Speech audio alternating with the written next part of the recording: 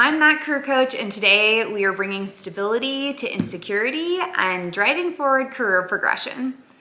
Today we're going to talk about what it takes to be successful in a job interview. I feel like this is something that people struggle with so much, and it really does determine what your future opportunities are, but it can also slow down your career progression if interviewing isn't one of your strongest suits.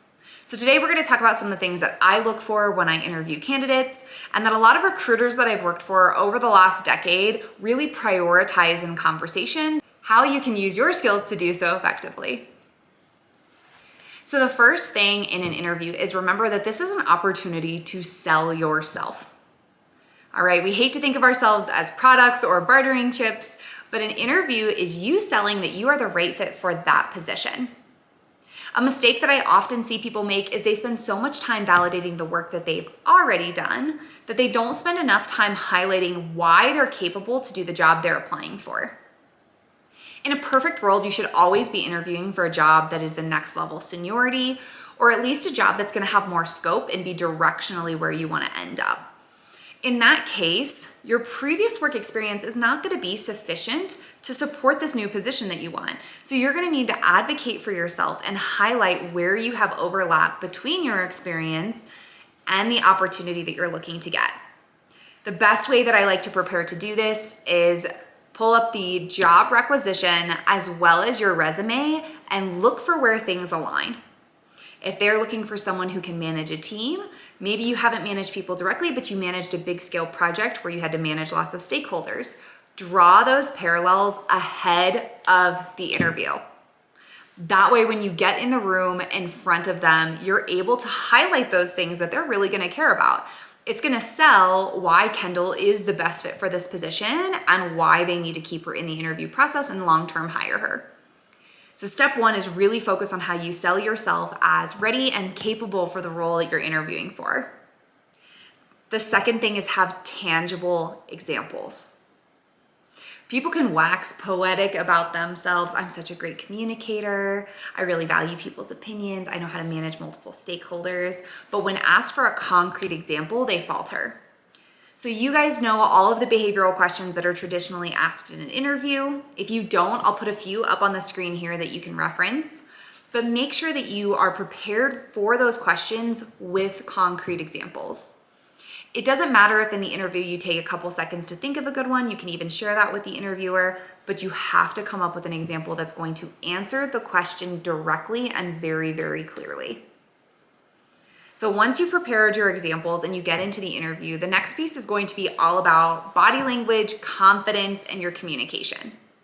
So similar to how I am in this interview / camera, you want to be facing the camera. If you like to talk with your hands, you're going to do so. You want to be making eye contact. Now that doesn't have to be the entire time. A lot of people are uncomfortable with eye contact. I generally am as well.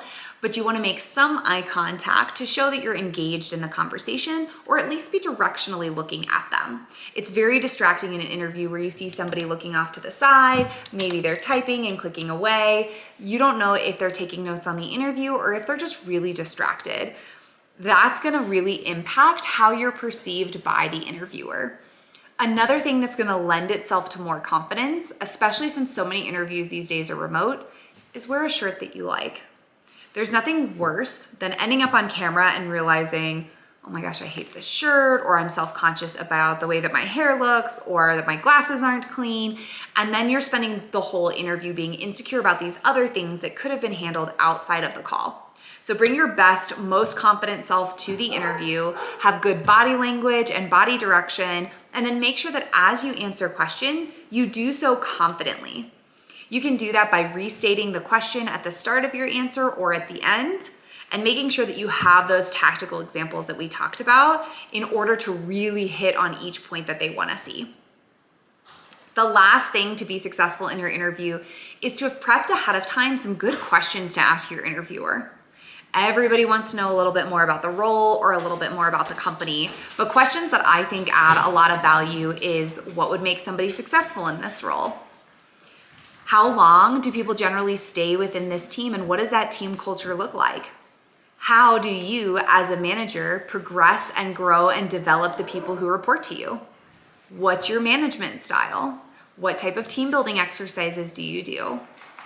All of those questions are going to show a genuine interest not only in the company and the role and the paycheck, but in the hiring manager and the team that you're going to be supporting. And that's going to leave a much better reputation behind you as you exit. Generally, what will happen after the interview is that the hiring manager will consolidate their notes, make a go, no-go decision, and share that with their recruiter. So what you want is the first 10 minutes and the last 10 minutes of your interview to be the strongest parts.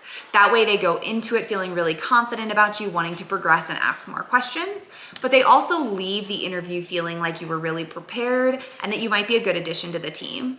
Finding the right person to hire is 50% culture fit and 50% technical skill set. So make sure that you highlight both in the limited time that you have with your hiring manager. And best of luck interviewing.